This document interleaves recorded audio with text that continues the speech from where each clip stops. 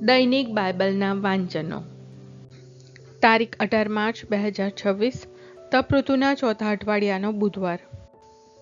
આજે માતા ધર્મસભા યરુશાલેમના સંત સિરિલનો તહેવાર ઉજવે છે. પહેલું વાંચન પૈગંબર યશાયાના ગ્રંથમાંથી અને શુભ સંદેશનું વાંચન સંત યોહાન કૃત ગ્રંથમાંથી. પહેલું વાંચન પૈગંબર યશાયાના ગ્રંથમાંથી, અધ્યાય 49, કડી 8 થી 15. પ્રભુ કહે છે, મારી પ્રસન્નતાની ઘડીએ હું તારી અરજ સાંભળીશ. મુક્તિને દિવસે હું તને સહાય કરીશ. હું તારું રક્ષણ કરીશ અને તને લોકો સાથેના મારા કરારનો મધ્યસ્થ બનાવીશ.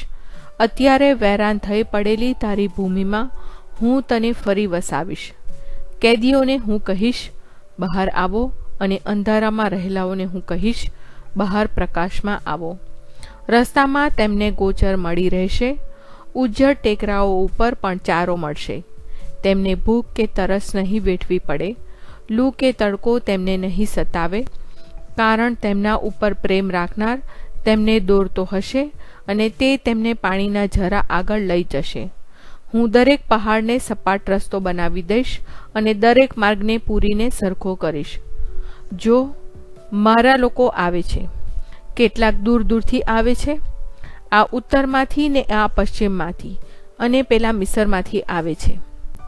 ઓ આકાશ, હર્ષના પોકાર કર. ઓ ધરતી, તું આનંદ કર. ઓ પર્વતો, તમે મુક્ત કંઠે ગાઈ ઉઠો. કારણ પ્રભુએ પોતાના લોકોને સુખના દહાડા બતાવ્યા છે. પોતાની દુઃખી પ્રજા ઉપર દયા કરી છે.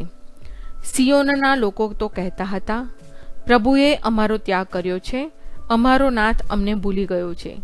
પણ પ્રભુ કહે છે, કોઈ સ્ત્રી પોતાના બાળકને ભૂલી જઈ શકે?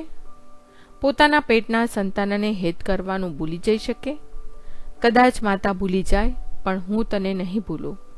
આ પ્રભુની વાણી છે, તે આપણો આધાર છે. શુભ સંદેશનું વાંચન સંત યોહાન કૃત ગ્રંથમાંથી, અધ્યાય 5, કડી 17 થી 30. પણ ઈસુએ તેમને સંભળાવી દીધું, મારા પિતા હજી કામ કર્યા કરે છે, એટલે હું પણ કામ કરું છું. આથી તો યહૂદીઓ તેમને મારી નાખવાને વધારે તાકવા લાગ્યા, કારણ તેઓ કેવળ વિશ્રામભારનો ભંગ જ નહોતા કરતા, પણ ઈશ્વર પોતાનો પિતા છે એમ કહીને પોતે ઈશ્વરના બરોબરિયા હોવાનો દાવો કરતા હતા. એના જવાબમાં ઈસુએ તેમને કહ્યું, હું તમને સાચે સાચ કહું છું કે પુત્ર પોતે થઈને કશું જ કરી શકતો નથી. એ તો પિતાને જે કંઈ કરતો જુએ છે તે જ તે કરે છે. પિતા જે કંઈ કરે છે તે જ પુત્ર પણ કરે છે. પિતાને પુત્ર ઉપર પ્રેમ છે, એટલે તે પોતે જે કંઈ કરે તે બધું એને બતાવે છે, અને તે એને આનાથી પણ મોટા કાર્યો બતાવશે, જે જોઈને તમે અચંબામાં પડી જશો. પિતા જેમ મરેલાને બેઠા કરે છે અને તેમને સજીવન કરે છે, તેમ પુત્ર પણ પોતાને ઠીક લાગે તે માણસોને જીવન બક્ષે છે. વળી પિતા કોઈનો ન્યાય તોડતો નથી, પણ તેણે ન્યાય તોડવાની બધી સત્તા પુત્રને સોંપી દીધેલી છે, જેથી બધા માણસો પિતાની જેમ પુત્રને પણ માન આપે. જે પુત્રને માન આપતો નથી તે તેને મોકલનાર પિતાને પણ માન આપતો નથી.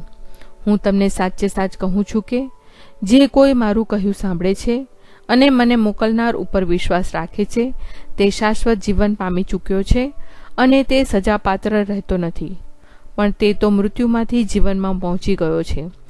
હું તમને સાચે સાચ કહું છું કે એવો સમય આવી રહ્યો છે, અરે અત્યારે આવેલો જ છે, જ્યારે મૃત્યુ પામેલાઓ ઈશ્વરના પુત્રનો સાથ સાંભળશે, અને જેઓ સાંભળશે તેઓ જીવન પામશે. કારણ પિતા જેમ જીવનદાતા છે, તેમ તેણે પુત્રને પણ જીવનદાતા થવાનું બક્ષેલું છે. વળી માનવ પુત્ર તરીકે તેને ન્યાય તોડવાનો અધિકાર પણ બક્ષ્યો છે. આથી નવાઈ ન પામશો, કારણ એવો સમય આવી રહ્યો છે જ્યારે જે કોઈ કબરમાં છે તે સગડા એનો સાથ સાંભળીને બહાર આવશે. જેમણે સત્કર્મો કર્યા હશે તેઓ નવજીવન પામવા માટે, અને જેમણે દુષ્ટ કર્મો કર્યા હશે તેઓ સજા પામવા માટે. હું પોતે થઈને કશું જ કરી શકતો નથી. મને તો જેવી આજ્ઞા થાય છે તે પ્રમાણે હું ન્યાય તોડું છું, અને મારો ચુકાદો ન્યાયપૂર્ણ હોય છે, કારણ હું મારી નહીં પણ મને મોકલનારની ઈચ્છા પૂર્ણ કરવા તાકું છું.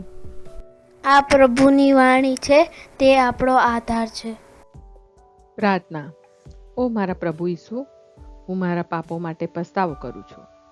મારા પાપો માફ કરો. મારા હૃદયમાં આવો. હું તમને મારા પ્રભુ અને તારણહાર બનાવીશ. આમેન. પ્રભુ તમને સુખી રાખો અને તમારી સંભાળ રાખો. પ્રભુની તમારા ઉપર કૃપા દ્રષ્ટિ અને મહેરબાની હો. પ્રભુની તમારા ઉપર પ્રસન્નતા હો અને તે તમને શાંતિ બક્ષો.